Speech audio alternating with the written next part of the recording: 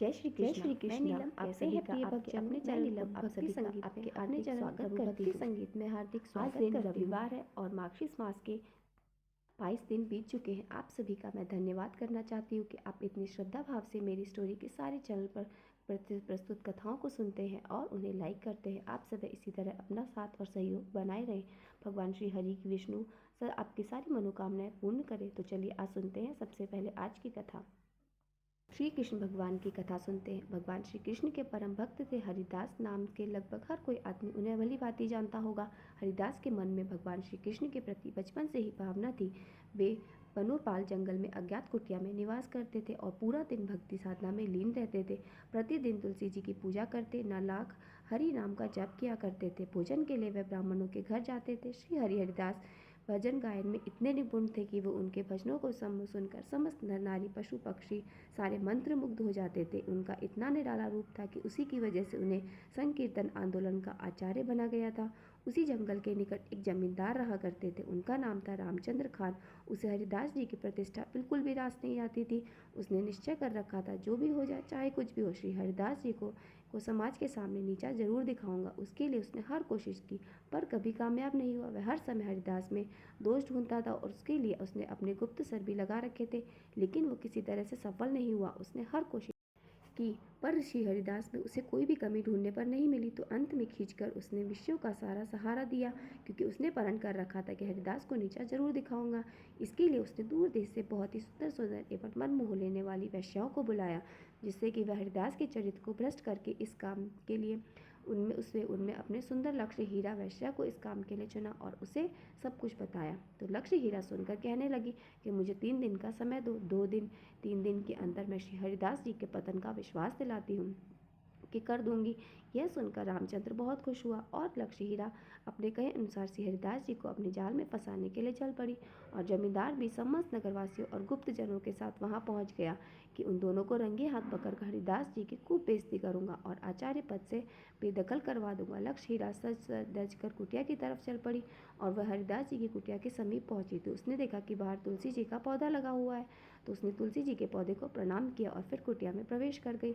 श्री हरिदास जी को आकर्षित करने के लिए उसने सभी कृत्य किए, जिसे देखकर व्यक्ति अपना संयम खो दे। फिर भी उससे बहुत ही मधुर स्वर में हरिदास जी से कहा कि आप बहुत सुंदर हैं। आपका यौन रूपन को देखकर कोई भी आप पर मोहित हो जाए। मैं भी आप पर मोहित हो गई हूँ। अगर आप मेरा कहा नहीं मानेंगे तो मैं सच कहती हूँ, मैं यहीं पर प्राण त्याग दूंगी। तो श्री हरिदास जी ने कहा कि तुम्हारे प्राण त्यागने की कोई जरूरत नहीं, मैं तुम्हारी बात से सहमत हूँ, पर मैंने तो 3 लाख हरि नाम जप का व्रत शुरू किया है। जैसे ही व्रत पूरा होगा मैं आपकी इच्छा जरूर पूरा करूँगा। तो वैश्य वहीं रुक गई और व्रत पूरा होने का इंतजार करने लगी और हरिदास जी अपने जप में मग्न हो गए। देखते ही देखते सुबह हो गई और श्री हरिदास जी हरि नाम भक्ति में लीन रहे। तो वह वैश्या वहाँ से चली गई और जाकर रामचंद्र जी से कहने लगी कि मुझे आज तो सफलता नहीं मिली, पर मैं कल जरूर सफल हो जाऊंगी। तुम्हें विश्वास दिला दूं, अगर अगले दिन वह रात्रि के समय हरिदास जी की कुटिया की तरफ फिर से गई, पिछली बार की तरह उसने तुलसी जी को प्रणाम किया और कुटिया में प्रवेश कर गई। उसे देखते ही हरिदास जी बोले, व्रत के कारण मैं आपकी इच्छा कल पूरी नहीं कर पाया, लेकिन आज व्रत पूरा होते ही आपकी इच्छा जरूर पूरी होगी। इतना कहकर हरिदास जी हरि नाम जप में विलीन हो गए।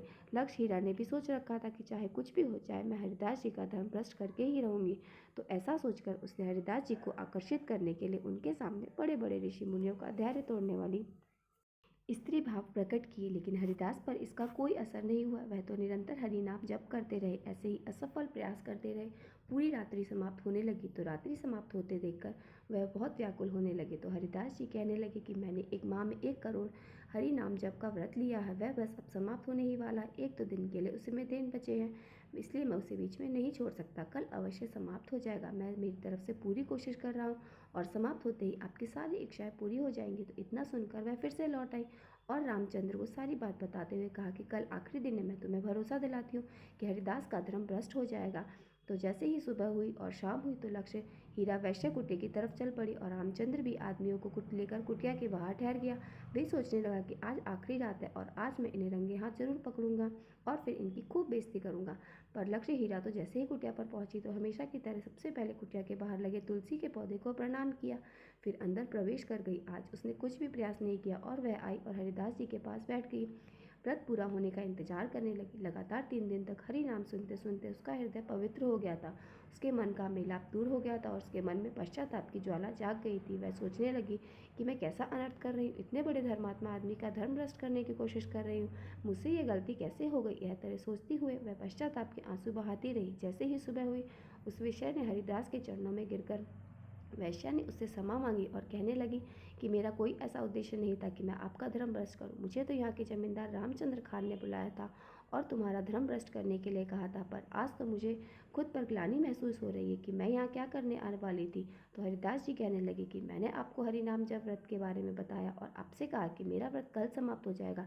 अगर मैं चाहता तो तुम एक रात के बाद जब गई थी तो मैं यहाँ से प्रस्थान कर जाता, लेकिन मैंने सोच रखा था कि आपके उद्धार जरूर करूँगा, इसलिए मैंने 3 दिन तक प्रतीक्षा की ताकि तुम्हारा उद्धार कर सकूं, क्योंकि मैं यहाँ से चला जाता तो तुम्हें पता भी नहीं चलता कि मैं कहाँ चला गया। मुझे मेरे श्री कृष्ण भगवान पर बहुत भरोसा है, पर मैं आपके मन का मेलाप दूर करना चाहता था जो आज हो गया। मुझे इस बात की बहुत खुशी है। तो वैश्या ने बड़े ही दुखी मन से फिर से अपने कृत्य के लिए क्षमा मांगी और अपने कल्याण की प्रार्थना की। तो हरिदास जी कहने लगे कि इसका एक ही उपाय है कि पाप की दुनिया को भूलकर नई शुरुआत करो तथा पाप द्वारा एकत्रित की हुई समस्त संपदा को ब्राह्मणों को दान करके एक कुटिया में निवास करो, हरि नाम का जप करो और तुलसी जी की सेवा करो। तो हरिदास जी कहे अनुसार वैश्या ने सारा धन ब्राह्मणों को दान में दे दिया और खुद एक एक कुटिया में रहकर हरि नाम का जप करते हुए साधारण जीवन व्यतीत करने लगे। अब श्री हरिदास जी की कृपा से वह कठिन साधना में लीन हो गई। प्रतिदिन 3 लाख हरि नाम जप करने लगी। हरि नाम जपने के प्रभाव से वह इस संसार के मायाजाल और भोग विलास से दूर हो गई और उसके मन में वैराग्य उत्पन्न हो गया। इतना ही नहीं, परम अवतार श्री कृष्ण भगवान की अनुकृपा से उसके हृदय में भगवत प्रेम उत्पन्न हो गया और उसका उद्धार हो गया। वह वैश्य से इतनी पुण्यात्मा बनी कि उसके दर्शन करने के लिए बड़े बड़े वैष्णव आया करते थे और उनसे हरि नाम के वाक्य सुना करते थे। प्रेम से बोलो हरे कृष्णा हरे राधा। अब हम सुनते हैं मार्गशीर्ष मास के 23वें अध्याय का महात्मा। तो सुनिए आज की कथा। देवर्षि नारद जी बोल रहे हैं, मुनि श्रेष्ठ, मैं हे ज्ञान सिंधु, मैं आपका शरणागत शिष्य हूँ, आप मुझे ही श्री कृष्ण लीला का अमृत पान कराइए। तब भगवान श्री नारायण ने कहा, एक दिन बलराम से श्री कृष्ण ग्वाल बालों को साथ लेकर श्री मधुवन में गए, जहाँ यमुना जी के किनारे कमल खिले हुए थे। उस समय सब बालक सहस्त्र गोयों के साथ विचर कर रहे थे और खेलने लगे थे। खेलते खेलते वे थक गए और उन्हें भूख प्यास सताने लगी। तब सभी गोप ग्वाल बड़ी प्रसन्नता के साथ श्री कृष्ण के पास आए और बोले, कन्हैया, हमें तो बड़ी जोर से भूख लगी है, हम सेवकों को आज्ञा तो हम क्या करें। ग्वाल वालों की बात सुनकर प्रसन्न मुख और नेत्र वाले दयानिधि श्री कृष्ण उन्हें यह हित कर और सच्ची बात कहने लगे, बालकों, जहाँ ब्राह्मणों का सुखदायक यज्ञ स्थान है वहाँ पर जाओ, जाकर उन यज्ञ तप करो, ब्राह्मणों से शीघ्र ही भोजन के लिए अन्न मांगो। वे सभी अंगिराज गोत्र वाले ब्राह्मण हैं और शिवन के निकट अपने आश्रम में यज्ञ करते हैं। उन्होंने श्रुतियों और स्मृतियों का विशेष ज्ञान प्राप्त किया है और वे सब निष्प्रभ वैष्णव है और मोक्ष की कामना से मेरा ही यजन कर रहे हैं, परंतु माया से आच्छादित होने के कारण, मोहित होने के कारण उन्हें इस बात का पता ही नहीं कि योग माया से मनुष्य रूप धारण करके प्रकट हुआ हूँ मैं ही उनके आराध्य देव हूँ। केवल यज्ञ की ओर उन्मुख रहने वाले वे ब्राह्मण अगर तुम्हें अन्न ना दे तो शीघ्र जाकर उनकी पत्नियों से मांगना, क्योंकि वह बालकों के प्रति दया भाव से भरी हुई हैं, वह आपको अन्न अवश्य देंगे। श्री कृष्ण की बात सुनकर वे श्रेष्ठ गोप बालकों ब्राह्मणों के सामने जाकर मस्तक झुकाकर खड़े हो गए और बोले, हे वीर प्रभु, हमें शीघ्र ही भोजन दीजिए, हमें जोर से भूख लगी है। परंतु उनमें से कुछ ब्राह्मणों ने तो उनकी बात नहीं सुनी और कुछ लोग सुनकर जो के त्यों खड़े रहे। तब तक वे पाकशाला में गए, अर्थात जहाँ पर भोजन बनता था। रसोई घर में जहाँ ब्राह्मण भोजन बना रहे थे, उन बालकों ने ब्राह्मण पत्नियों को सिर झुकाकर प्रणाम किया, क्योंकि श्री कृष्ण की ऐसी ही आज्ञा थी। जब ब्राह्मण भोजन देने के लिए मना करने लगे तब उनकी पत्नियों से भोजन मांगा। तब ब्राह्मण करके वो सब बालक उन पतिव्रता ब्राह्मणों से बोले कि माताओं, हम सब बालक भूख से पीड़ित हैं, हमें भोजन दीजिए। उन बालकों की बात सुनकर और उनकी मनोहर आकृति देखकर उन सती साध्वी ब्राह्मणों ने मुस्कुराते हुए बड़े प्रसन्न मन से उनसे आदर सत्कार करके पूछा, समझदार बालकों, बताओ तो जरा, तुम लोग कौन हो और किसने तुम्हें यहाँ भेजा है और तुम्हारे नाम क्या क्या है? हम तो तुम्हें व्यंजन सहित तरह तरह का श्रेष्ठ भोजन करा देंगे। ब्राह्मणों की बात सुनकर वे सभी स्निग्ध और हष्टपुष्ट को बालक बड़ी प्रसन्नता से हंसते हुए बाल बोले, माताओं, हमें तो बलराम और श्री कृष्ण ने भेजा है, हम लोग भूख से बहुत पीड़ित है, बहुत जोर से भूख लग रही है, कृपया हमें भोजन दो, हम शीघ्र ही उनके पास लौट जाएंगे। यहाँ से थोड़ी दूर वन के भीतर भांडिर वट के निकट मधुवन में बलराम और केशव बैठे हुए। वह दोनों भाई भी थके हुए और भूखे हैं और भोजन मांग रहे हैं। माताओं, आपको अन्न देना है या नहीं देना है, ये शीघ्र ही हमें इसी समय बता दो, नहीं तो हम कोई और उपाय ढूंढेंगे। गोपों की बात सुनकर ब्राह्मण हर्ष से खिल उठी और उनकी आंखों में आनंद के आंसू झलक आए। सारे अंग पुलकित हो उठे। उनके मन में बड़ी इच्छा थी कि हमें श्री कृष्ण के चरणों के दर्शन हो जाए। उन्होंने सोने चांदी फूल की थालियों में बड़ी प्रसन्नता के साथ तरह तरह के व्यंजनों से युक्त अत्यंत मनोहर अग्नि चावल का भात, खीर, स्वादिष्ट पीठा, दही, दूध, घी और मधु रखकर श्री कृष्ण के पास प्रस्थान किया। वे मन ही मन तरह तरह के मनोरथ लेकर जाने को उत्सुक हुई। जब उन्होंने वहां पहुंचकर बालकों सहित श्री कृष्ण और बलराम जी के दर्शन किए। श्री कृष्ण वट के मूल भाग के निकट बालकों के बीच में बैठे हुए थे, इसलिए तारों के बीच विराजमान चंद्रमा के समान शोभा पा रहे थे। श्याम अंग, किशोर अवस्था और शरीर पर रेशमी पीताम्बर से भी बड़े सुंदर दिख रहे थे। मुख पर मंद मुस्कान खेल रही थी। शांत स्वरूप राधाकांत बड़े ही मनोहर प्रतीत होते थे। उनका मुख शरतकाल की पूर्णिमा के चंद्रमा को भी लज्जित कर रहा था। वे रत्न अलंकारों से विभूषित और रत्न निर्मित दो कुंडल से उनके खंड स्थल की बड़ी शोभा हो रही थी। हाथों में रत्नम केयूर और कंगन और पैरों में रत्न निर्मित निपुण उनके आभूषण थे। उनके गले में घुटनों तक लंबी शुभ्र रत्न माला धारण कर रखी थी। मालती की माला से उनके कंठ और वक्षस्थल दोनों सुशोभित थे। चंदन, अगुरी, कस्तूरी और कुमकुम से उनके श्री अंग चर्चित थे। नखों और कपोल अर्थात गालों का सौंदर्य देखने लायक था। सुंदर गाल, लाल रंग के होंठ पके हुए अनार को भी लज्जित कर रहे थे। ब्रह्मा, शिव, धर्म, शेषनाग और बड़े बड़े मुनीश्वर उनकी स्तुति करते हैं। ऐसे परमेश्वर के दर्शन के ब्राह्मण पत्नियों ने भक्ति भाव से श्रद्धापूर्वक उन्हें प्रणाम किया और अपने ज्ञान के अनुरूप उन मधुसूदन की स्तुति की। विप्र पत्नियां बोली, हे भगवान, आप स्वयं ही पर ब्रह्मा, परम धाम, अहंकार रहित, निर्गुण और निराकार और सगुण आकार है। आप भी प्रकृति पुरुष और आप उन दोनों के परम कारण है। सृष्टि, पालन और संहार के विषय में नियुक्त जो ब्रह्मा, विष्णु और शिव ये तीनों देवता कहे गए, वे भी आपके ही सर्व बीज में अंश है। वेद में आपको अग्निवर्चनीय कहा गया है, फिर भला कौन आपकी स्तुति करने में समर्थ है। हे प्राणेश, हम स्त्रियां आपकी क्या स्तुति कर सकती हैं। हे देव, हम पर प्रसन्न होइए। देव बंधु, कृपा कीजिए। ऐसा कहकर सभी ब्राह्मण पत्नियां उनके चरणों में पड़ गई। तब ब्राह्मण से पत्नियों से भगवान श्री कृष्ण ने प्रसन्न मुख और नेत्रों से उन सब का अभिवादन किया और पूजा काल में विप्र पत्नियों द्वारा किए गए इस स्तोत्र का पाठ करता है। वह ब्राह्मण पत्नियों को मिली हुई गति को प्राप्त कर लेता है, इसमें कोई संशय नहीं। भगवान श्री नारायण कहते हैं, हे नारद, उन ब्राह्मण पत्नियों को अपने चरणों में पड़ी हुई देखकर श्री मधुसूदन ने कहा, देवियों, वर मांगो, तुम्हारा कल्याण होगा। श्री कृष्ण की बात सुनकर उन ब्राह्मण पत्नियों को बड़ी प्रसन्नता हुई। श्रद्धा से उनका मस्तक झुक और वे भक्ति भाव से इस प्रकार बोली, श्री कृष्ण, हम आपसे वर नहीं लेंगे। हमारी तो यह इच्छा है कि आपके चरण कमलों की सेवा हमें प्राप्त हो जाए, इसलिए आप हमें अपना दास भाव और परम दुर्लभ सुदृढ़ भक्ति प्रदान कीजिए। केशव, हम हर क्षण आपके मुखारविंद को देखते रहें, यही कृपा कीजिए। प्रभु, अब हम पुनः घर को नहीं जाएंगे। द्विज पत्नियों की अर्थात ब्राह्मण पत्नियों की बात सुनकर करुणा निधान त्रिलोकीनाथ श्री कृष्ण ने बहुत अच्छा कहकर उनकी प्रार्थना स्वीकार कर ली। फिर वे बालकों की मंडली में वापस जाकर बैठ गए। फिर उसके बाद ब्राह्मण पत्नियों ने उन्हें सुधा के समान मधुर अन्न प्रदान किया जो वह अपने साथ लेकर आई थी। भगवान ने उस अन्न को लेकर गोपालकों को भोजन कराया और फिर स्वयं भोजन किया। इसी समय ब्राह्मण पत्नियों ने देखा कि आकाश से एक सोने का बना हुआ श्रेष्ठ विमान उतर रहा है। उसमें रत्नन दर्पण लगे हुए हैं। सभी उपकरण रत्नों के सार तत्व से बने हुए हैं। रत्नों के ही खंभों से वह आबद्ध है और उत्तम कलश से वह और भी उज्ज्वल बन जान पड़ता है। उस रथ में श्वेत चंवर लगे हुए हैं और अग्नि शुद्ध दिव्य वस्त्र उनकी शोभा बढ़ाते हैं।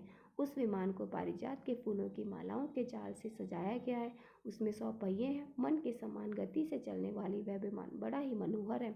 वनमाला से विभूषित दिव्य पार्षद और उसे सब ओर से घेरे खड़े हैं और उन सभी पार्षदों ने पीताम्बर धारण कर रखे। वे रत्नम अलंकारों से अलंकृत, नूतन यौवन से संपन्न, श्याम कांति वाले, परम मनोहर, 2 भुजाओं से युक्त और गोप वेशधारी हैं। उनके हाथों में मुरली थी। उन्होंने मोर पंख और गुंजा की माला से सजे हुए टेढ़े मुकुट धारण कर रखे थे। वे रथ से तुरंत ही उतरकर श्री कृष्ण के चरणों में प्रणाम करके ब्राह्मण पत्नियों से बोले कि आप सभी इस विमान पर चढ़ जाइए। ब्राह्मण पत्नियां श्री कृष्ण को नमस्कार करके मनोवांछित गोलोक में जा पहुंची। वे मानव देह का त्याग करके तत्काल ही दिव्य गोपियां हो गई और फिर श्री कृष्ण ने वैष्णवी माया के द्वारा उन छाया का निर्माण करके स्वयं ही उन्हें ब्राह्मणों के घर में भेज दिया। ब्राह्मण लोग अपनी पत्नियों के लिए मन ही मन बहुत उद्विग्न थे और सब उनको खोज ही रहे थे। इसी समय रास्ते में उन्हें अपनी पत्नियां वापस आती हुई दिखाई दी। उन्हें देखकर सब ब्राह्मणों के मुख और नेत्र प्रसन्नता से खिल उठे, संपूर्ण अंग पुलकित हो उठे और वे विनयपूर्वक उनसे पूछने लगे, अहो तुम सब लोग परम धन्य हो, क्योंकि तुमने साक्षात परमेश्वर के दर्शन किए। हमारा तो जीवन व्यर्थ है, और तो और हम लोगों का तो वेद पाठ भी निरर्थक है। वेद और पुराण में सर्वत्र विद्वानों द्वारा श्री कृष्ण ही समस्त विभूतियों का वर्णन किया है। सबके जनक श्रीहरि है, श्रीहरि ही है। जब तप व्रत ज्ञान वेदा अध्ययन पूजन तीर्थ स्थान और उपवास सबके फलदा श्री कृष्ण अर्थात श्रीहरि ही है। जिसने श्री कृष्ण की सेवा कर ली उसे तपस्या के फल से भला क्या प्रयोजन है। जिसे कल्प वृक्ष की प्राप्ति हो गई वह दूसरे किसी वृक्ष को लेकर भला क्या करेगा। जिसके हृदय में श्री कृष्ण विराजमान है उसे यज्ञ आदि कर्मों के अनुष्ठान की फिर क्या आवश्यकता है। और जिसने समुद्र को पी लिया उसके लिए कुआं लगाने में क्या पुरुषार्थ है। ऐसा कहकर ब्राह्मण लोग उन श्रेष्ठ कामियों को अपने साथ लेकर बड़ी प्रसन्नता के साथ अपने घर को लौटे और उनके साथ आनंद पूर्वक रहने लगे।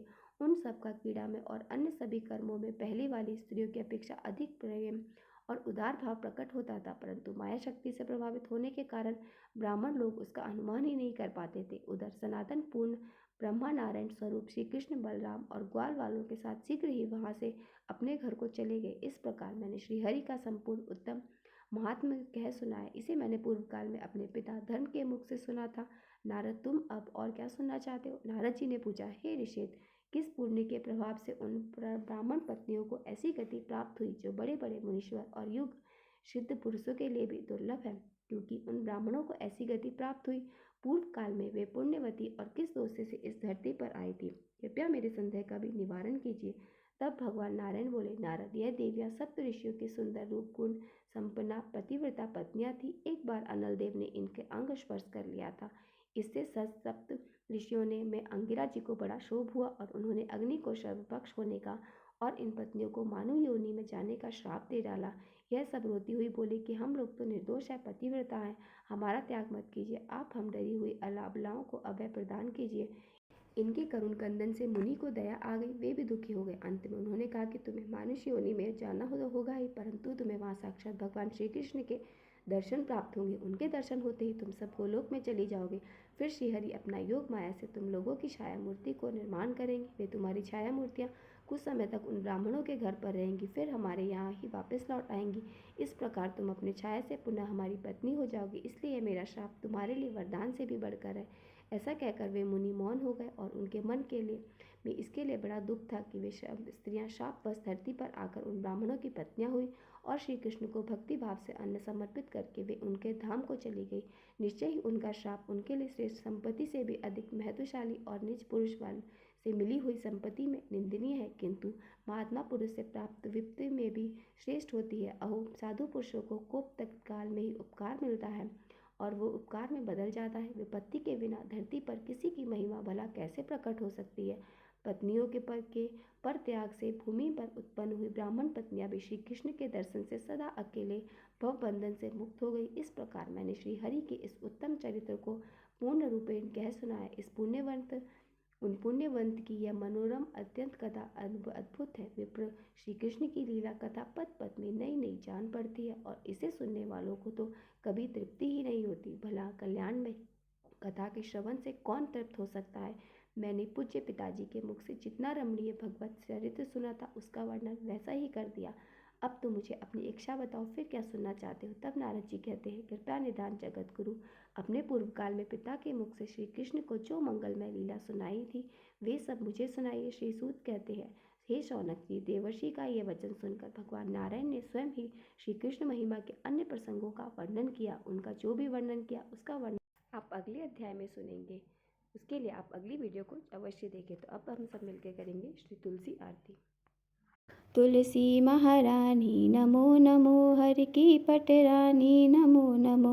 तुलसी महारानी नमो नमो, हर की पटरानी नमो नमो। धन तुलसी पूरन तप कीनो, शालिग्राम बनी पटरानी। जाके पत्र मंजरी कोमल, श्रीपति कमल चरण लपटानी। तुलसी महारानी नमो नमो, हर की पटरानी नमो नमो। धूप दीप नवेद आरती, पुष्पन की वर्षा बरसानी। 56 भोग 3400 व्यंजन, बिन तुलसी हरि एक न मानी, तुलसी महारानी नमो नमो। की पटरानी नमो नमो, सभी सखी मैया तेरो जश गावे, भक्ति दान दीजे महारानी नमो नमो। तुलसी महारानी, तुलसी महारानी नमो नमो, तुलसी महारानी नमो नमो। हरि की पटरानी नमो नमो। प्रेम से बोलिए तुलसी माता की जय।